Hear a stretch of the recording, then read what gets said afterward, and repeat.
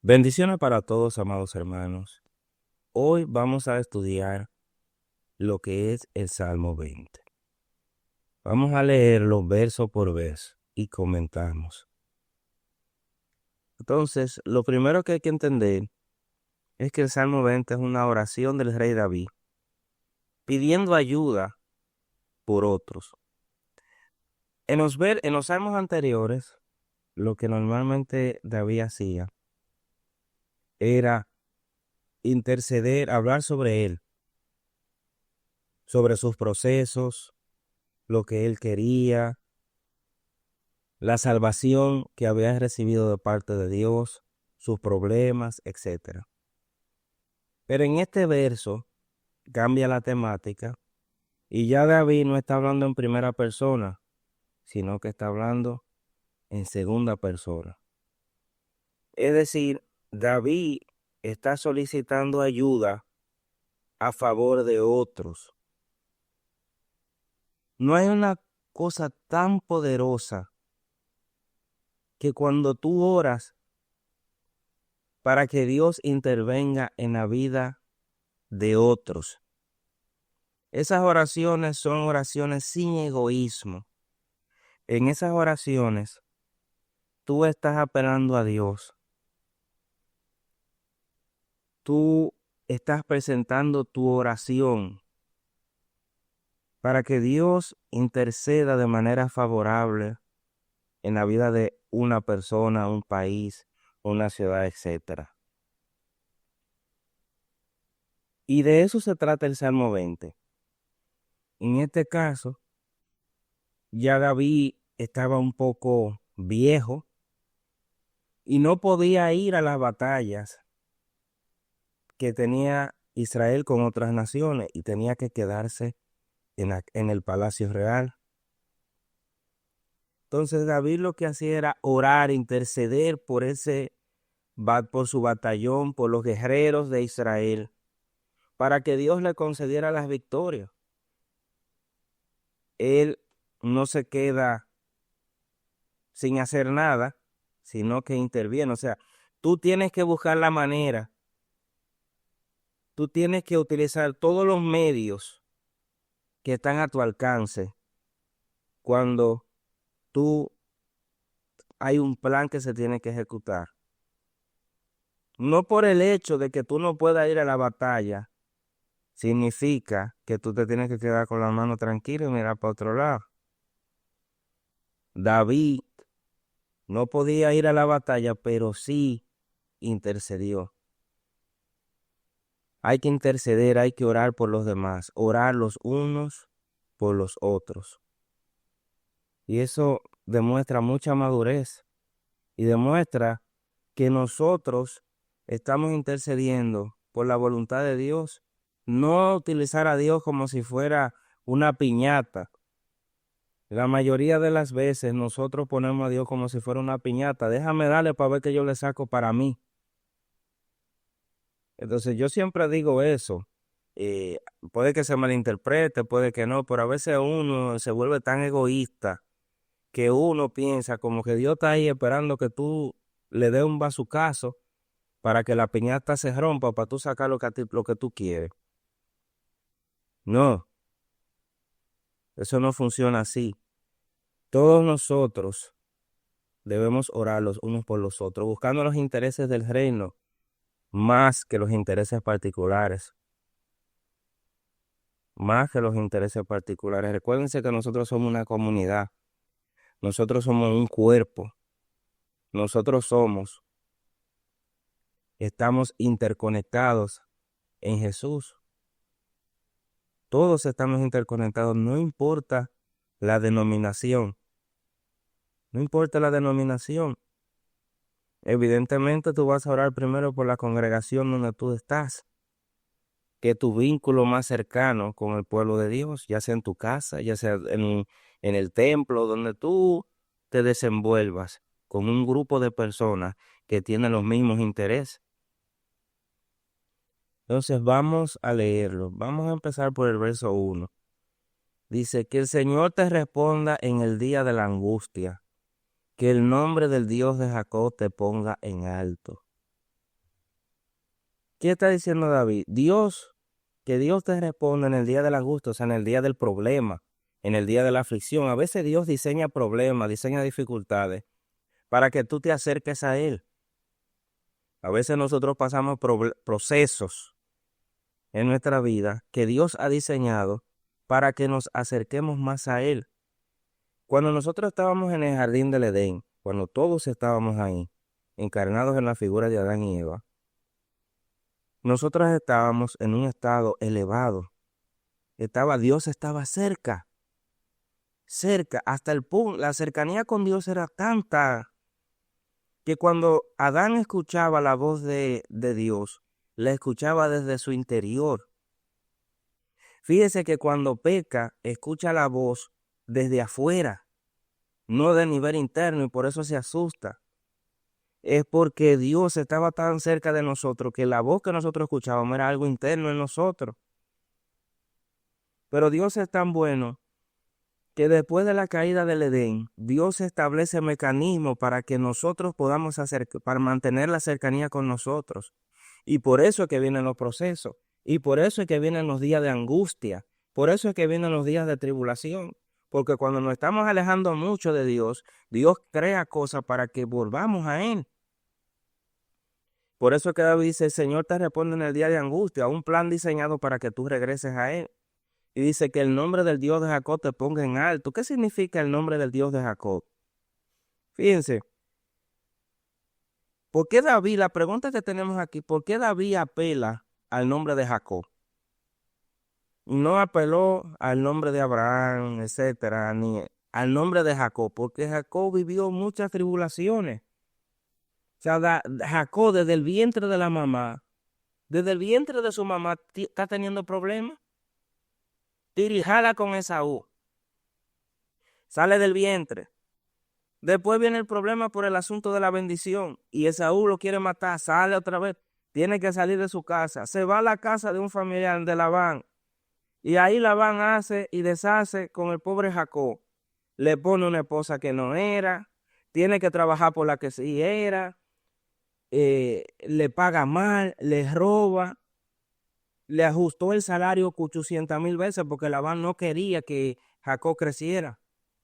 O sea, Jacob duró más de 14 años metido en la casa de Labán dando vueltas con las tramposerías de Labán.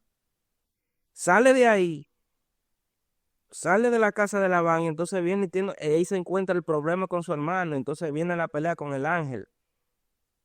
Y después de ahí, viene, se asienta en la tierra y vienen los hijos. No, y antes antes del problema con los hijos, la mujer, una de las mujeres que él más amaba, la que más amaba, entonces se muere dando a luz al hijo más pequeño. Y después de ahí vienen que los hermanos cogen a uno a José y lo venden como esclavo y le dicen que un animal lo mató. Y duró 20 años Jacob sufriendo. Y después entonces, aparte de ese sufrimiento, viene una hambruna sobre la tierra y tiene que salir de Israel e irse a Egipto, a exiliarse en Egipto. Entonces, los procesos que pasó Jacob era para que él todos los días estuviera cerca de Dios. O sea, todos esos procesos. Pero es como dice Pablo, para que aquel que confíe en Dios, todas las cosas obran para bien. Fíjense que Jacob pasó años y años de proceso en proceso y al final Dios lo corona de que puede ver a todos sus hijos juntos. Y que todo lo que él pasó fue porque Dios lo creó para su bien. Pero en esos momentos Jacob no lo estaba entendiendo y estaba sufriendo. O sea, eso te quiere dejar dicho que en este camino el sufrimiento tiene que ser parte integral de tu vida. O sea, no es como algunos te pintan de que para de sufrir. Y no me estoy refiriendo solamente a ese grupito que tenía ese nombre, de para de sufrir, sino también en otras prédicas, teologías, doctrinas, etcétera, que se enseñan en el cristianismo como que tú no tienes que sufrir. La vida del cristiano, la vida del Hijo de Dios, en esta era, y fíjense que estoy delimitándonos a esta era, es una vida de procesos. Es una vida de procesos, eso es algo integral dentro de la vida de todo miembro de la comunidad del pueblo de Dios. Entonces, Jacob pasó muchísimos procesos y por eso es que David está apelando al nombre de Jacob. Es como que yo diga, en el nombre del Dios de Yeshua te pongo en alto. El último proceso, el proceso de los procesos, el sufrimiento de los sufrimientos lo pasó Jesucristo. Entonces, cuando tú analizas, evidentemente hay cosas en tu vida que vienen como consecuencia del pecado. Pero, o sea, hay cosas en la vida de nosotros que vienen como consecuencia del pecado. Esos procesos vienen como consecuencia del pecado. Pero no siempre es así. No siempre esos procesos que vienen a nosotros vienen como consecuencia de pecado. También cosas que Dios quiere cambiar en nosotros. Porque Dios tiene un diseño. Entonces, como Dios, el creador, es el diseñador de todas las cosas, Él le gusta y así está. Él a cada uno de nosotros no ha diseñado algo, no ha diseñado un plan, algo nos ha puesto en nuestro libro que está escrito acerca de nosotros, un diseño. Y eso tiene que suceder, eso tiene que suceder. Entonces, el tema de que nosotros no tenemos que sufrir porque ya nosotros todos somos cristianos, eso es mentira, eso no es de Dios. El sufrimiento es parte integral del éxito dentro del pueblo de Dios. ¿Tú quieres tener éxito en la vida? Prepárate porque el sufrimiento tiene que ser algo integral en ti. Nada en esta vida se logra por amor al arte. Todo tiene que pasar. Hay algo que tú tienes que... Mira, normalmente lo que nosotros no queremos hacer, porque es lo que más problemas nos da, eso es lo que tenemos que hacer, porque eso es lo que nos va a dar el éxito que nosotros estamos queriendo tener en nuestra vida. Mientras más lucha te da algo, y en el cerebro hay un componente que está diseñado para eso. Las cosas más difíciles son las que te ayudan a crecer, biológicamente hablando y espiritualmente hablando también. O sea, hay una parte de nuestro cerebro que se desarrolla a medida que nosotros vamos venciendo aquellas cosas que nosotros no queremos hacer. Entonces, a veces no queremos hacer una cosa porque es difícil y eso nos pone a procrastinar. Entonces, no hacemos lo que tenemos que hacer y perdemos el tiempo. Ahora, cuando tú haces lo que tú tienes que hacer y te cuesta hacerlo, eso te va a producir frutos buenos. Así fue diseñado el mundo, o sea, así hemos sido diseñados. Verso 2, que te envíe ayuda desde su santuario y te sostenga desde Sión. O sea, el socorro de nosotros, la ayuda de nosotros viene desde el tabernáculo celestial. En este caso, David estaba en Jerusalén, David estaba en su palacio real, pero y Joab y todos los militares o miembros de su ejército estaban en batalla. Y David está pidiéndole a Dios que desde el santuario vaya ayuda, desde, no solamente del santuario físico, en ese caso donde estaba el Mizcán, el tabernáculo, porque ahí era que estaba el arca del pacto, donde se asentaba la presencia de Dios. Entonces, por eso es que David está diciendo, manda ayuda desde tu, dice, desde tu santuario. O sea, la ayuda, la presencia divina, el hálito, el poder de Dios que saliera del tabernáculo y fuera y tocara a uno de los guerreros que estaban en batalla. Hebreos 4:16 dice, acerquémonos pues confiadamente al trono de la gracia. La ayuda de nosotros, los que servimos en el pueblo de Dios, los discípulos de Yeshua, viene del santuario, viene del tabernáculo celestial. Allá está Yeshua ministrando, intercediendo por nosotros. Así como David intercedía por su ejército cuando estaba en el palacio y en muchas ocasiones David se iba al tabernáculo a interceder. En muchas ocasiones lo hacía. Así mismo está Yeshua ahora mismo intercediendo por nosotros que estamos aquí en la tierra, que es el campo de batalla. Aquí es que está ahora mismo este revolú, estos problemas, guerras espirituales, guerras físicas. Entonces Yeshua está intercediendo por cada uno de nosotros. Verso 3, que se acuerde de todas tus ofrendas y acepte tu holocausto, Selah. ¿Qué significa esto? Recuérdense que los sacrificios a los que David se está refiriendo aquí no necesariamente son los sacrificios que se hacían en el tabernáculo, de sacrificar ovejas, carneros, etcétera, sino también los sacrificios son oraciones que tú haces. Los sacrificios son cosas que tú haces en favor del reino. Entonces, que todo eso se cuente dentro de tus obras y que actúe en favor de la persona por la que tú estás orando, intercediendo. Así como Yeshua ahora mismo, el sacrificio de Yeshua, esa obra expiatoria, su trabajo, intercede por nosotros. O sea, Dios se acuerda del sacrificio de su Hijo. En esa misma manera, que es la mayor expresión de cómo Dios ve a Jesús o el sacrificio de mi Hijo, entonces que eso se cuente como mérito en favor del pueblo. También nosotros tenemos que hacer cosas, hacer obras de bien, y para que eso se cuente dentro de este sistema. Entonces, fíjense, la sal, amados hermanos, se utilizaba antes y se utiliza, pero más en los tiempos bíblicos, como un mecanismo para preservar la carne. Un mecanismo para preservar la carne. No era que los sacrificios, porque los sacrificios que se ponían o se quemaban o parte se comían, pero a esos sacrificios se le ponía sal. Y en el tabernáculo y en el templo se utilizaba la sal, porque era un mecanismo para preservar, para recordar. Para recordar entonces que todos esos sacrificios que se han hecho sean recordados delante de la presencia de Dios. Ese es el mensaje. Que tus sacrificios, que la obra expiatoria de Jesucristo, que los sacrificios que tú haces sean recordados en el cielo. Que todas las cosas buenas que tú haces sean anotadas en el libro.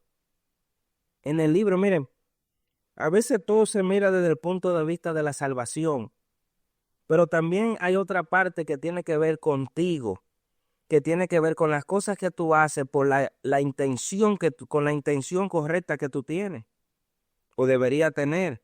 Porque fíjense que por las obras, en función de las obras, nosotros vamos a recibir cosas. En función de las obras, nosotros, tanto en este tiempo como en el tiempo venidero, las obras que nosotros hagamos serán contadas. Y en función de eso recibiremos galardones.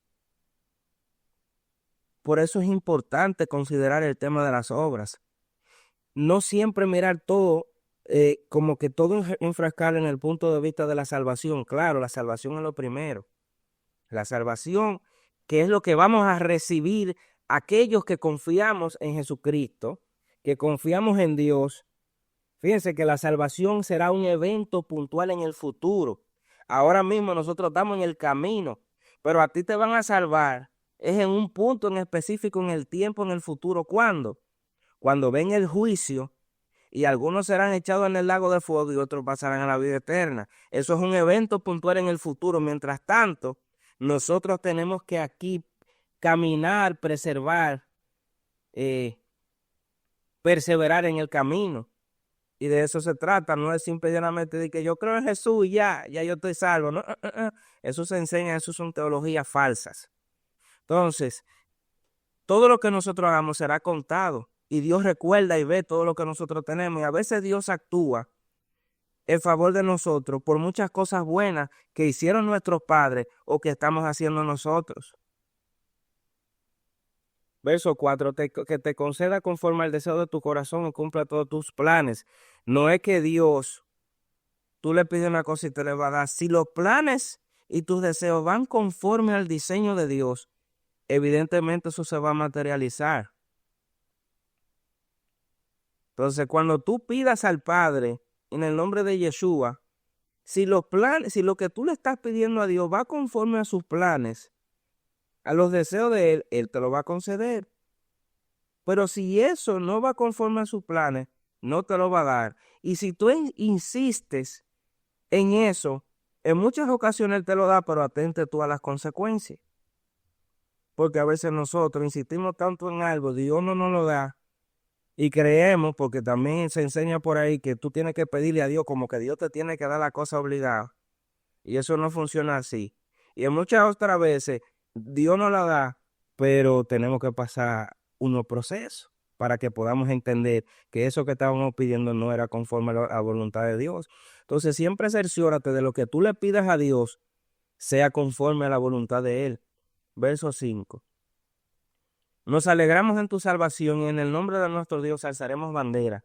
Que el Señor cumpla todas tus peticiones. O sea, David está alegre por la salvación que otros han recibido. Y por causa de eso, David eleva una alabanza. O sea, cuando tú oras para que Dios obre en la vida de una persona y Dios obre en esa vida, eso es alegría. Eso es alegría.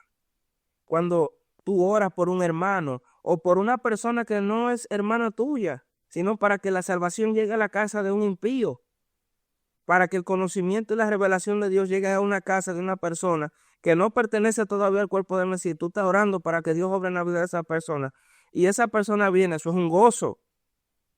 Eso es lo que David está diciendo aquí. Entonces, la salvación de Dios, hay otro tema aquí que dice, y en el nombre de nuestro Dios alzaremos bandera. ¿Qué representa la bandera? Representa la victoria, pero también representa la identidad. El pueblo de Israel, las tribus tenían una identidad, cada una tenía una posición y tenía una bandera. Así como los países cuando iban a guerra, iban con las banderas de sus países, identificándose de dónde era. Y también los uniformes dicen si era coronel, general, etcétera. O sea, cada quien tiene una posición, cada quien tiene una identidad. Miren, a veces las personas se ponen muy envidiosas en aspectos que pasan dentro del reino. Y no debe ser así. Cada uno de nosotros tiene una identidad en Dios. Cada uno de nosotros tiene un diseño. No quieras el diseño de los otros, no quieras la bandera de los demás. Tú tienes tu bandera, una identidad individual delante del trono de Dios. Cumple tu función. Alégrate por el diseño que Dios ha puesto en ti. Y si no sabes cuál es tu diseño, pídele a Dios que se revele el diseño que Él tiene para ti. No hay que tener envidia a nadie. No hay que desear los cargos de nadie. No hay que desear la forma de cómo una persona en específico se comporta o tiene delante de Dios. No. Lo que esa persona tiene es Dios y esa persona. Tú también tienes lo tuyo. Tú también tienes tu bandera. Alza tu bandera. Alza la identidad que tú tienes como hijo de Dios, como discípulo de Yeshua. Y alégrate, porque aquí todos nosotros somos parte de un colectivo. Y aunque somos parte de un colectivo, todos nosotros tenemos una identidad única y tenemos un lugar único y exclusivo delante de Dios. Tú tienes que ocuparte de fortalecer tu unión con Dios. No es en la iglesia, es en la intimidad que tu identidad con Dios se fortalece. Es tu soledad con Dios, en tus procesos con Dios. Ahí es que está la identidad. Ninguna de las tribus, miren, las tribus del pueblo de Israel tenían, cuando avanzaban, cada una tenía una posición y tenía un lugar, tenía una bandera, tenía una identidad, tenía un coro, tenía un color. Nadie se ponía bravo. Nadie se ponía bravo porque uno estaban a la izquierda y otros estaban a la derecha, uno en el frente y otros iban en la parte trasera. Nadie se ponía bravo por eso. Pero ahora yo veo que hay muchas iglesias, muchos miembros de las iglesias que se ponen bravos porque uno está en la ministra de otra manera que otro, o todos quieren ser profetas, o todos quieren ser evangelistas, o la misma congregación, las mismas denominaciones también tienen sus predilectos, sus dones o ministerios predilectos, mejor dicho. Todos quieren ser profetas, como que profeta es lo único. Ahora todos quieren ser apóstol, porque el apóstol es el general de los generales. El cuerpo de Cristo no funciona así. El cuerpo de Jesucristo nunca funcionó así. Eso es ahora, en el nivel de apostasía que se vive, está funcionando así y la gente lo entiende como bueno y como válido. Una cosa mala, cuando se convierte en un hábito y empieza y permanece, la gente después lo entiende como bueno y como válido. Y eso pasa mucho hoy día, que muchas cosas malas, por la forma y por el tiempo que tiene, ya se dio como bueno y como válido, y que eso es bueno. Eso no funciona así. Verso 6. Ahora sé que el Señor salva a su ungido, les responderá desde su santo cielo con la poderosa salvación de su diestra. Fíjense, Yeshua pasó por un proceso y Dios les responde y lo corona de gloria. Y lo corona de gloria. David pasó por muchos procesos y Dios estuvo con él y lo coronó. Y nosotros, que todos nosotros somos ungidos, todos nosotros somos ungidos. No hay un ungido especial, solamente los movimientos carismáticos que tienen su ungido favorito. Pero aquí, el cuerpo de Jesucristo, no los movimientos, no denominaciones, no este grupo, no. Los que pertenecemos al cuerpo de Jesucristo estamos todos ungidos. Y en el proceso, si nos mantenemos fieles a Dios, Él nos exalta y nos va a exaltar a todos nosotros. Así como hizo con su Hijo, que es la cabeza, el cuerpo necesita también. Y va a ser exaltado cuando la cabeza y el cuerpo se unan, no solo a nivel espiritual, sino también físico. Verso 7. Estos confían en carro y aquello en caballo, pero nosotros en el nombre de nuestro Señor Dios confiaremos. Fíjense, la gran mayoría de las personas confía, yo tengo dinero, yo tengo un carro, esta es mi empresa, yo soy hijo de fulano, yo soy hijo de sutano. No, bueno, está bien, ellos confían en eso, pero nosotros, todo eso en lo que ellos confían es pasajero, porque un día tú tienes dinero y al otro día no. Un día tú no tienes y al otro día sí. Un día tienes tu salud y tú tienes un cuerpo físico saludable y fortachón y eres fuerte. Al otro día tú te enfermas, puede que estés enfermo, puede que estés en cama. Un día tú tienes una ametralladora, tienes bomba, tienes granada, eres la potencia más grande del mundo con todo el armamento nuclear y todas las cosas. Y ahorita viene y Dios lo cambia eso. Porque nada en esta era es permanente. Ahora, lo que sí es eterno y lo que sí fue permanece en Dios. Entonces, cuando tú estás firmado en Dios, cuando tú confías en Dios, viene la salvación. Cuando tu confianza está en Dios, tú no estás cimentado en arena o en lodo, tú estás cimentado en la roca. El poder de Jesucristo no se basa en bombas nucleares, en armamento, no. El poder de Jesucristo la fuerza de Jesucristo se basa en la autoridad divina de Dios concedida a Él. Verso 8, ellos se doblegaron y cayeron, pero nosotros nos levantamos y nos mantenemos en pie. O sea, ¿podemos nosotros caer? Sí, podemos caer. Pueden pasarnos cosas, sí, pero por causa de nuestra confianza en Dios, nosotros nos levantamos y seguimos adelante. La fuerza del Espíritu Santo de Dios está contigo. El Espíritu Santo está conmigo. Si nosotros podemos caer, podemos tropezarnos, podemos pasar muchas tribulaciones y casi llegar al punto de la muerte, pero ahí viene el Espíritu de Dios, viene Dios, su mano de poder, su diestra, y nos rescata y nos salva. O sea que por más situaciones que podamos presentar, la confianza en Dios es fundamental y ella nos levanta. Dice verso 9 y último, oh Señor, salva, que el Rey nos oiga cuando clamemos. Fíjense que David está hablando en futuro. En el futuro. Ahora estábamos en guerra, perfecto, clamamos a Dios, pero en el futuro, aún en el futuro, no importa la situación que nosotros presentemos, cuando clamemos a Él, Él nos va a salvar. No importa que estemos en el lodo cenagoso, en la peste, en el fuego, cuando clamemos a Dios con un corazón genuino, Él nos levantará. Así que, amados hermanos, no importa la situación que tú tengas, confía en Dios y Él te levantará. Shalom a todos, bendiciones.